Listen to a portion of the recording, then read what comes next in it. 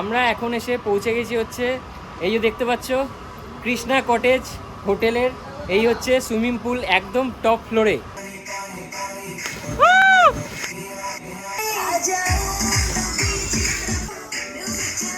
আর এই পুলটা সকাল 10টা থেকে সন্ধ্যে 6টা অবধি খোলা থাকে।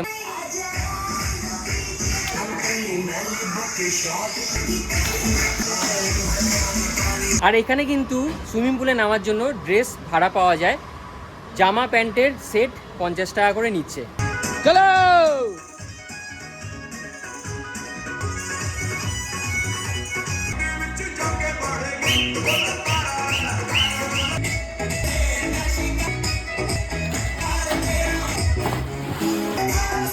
মার মার মার মার।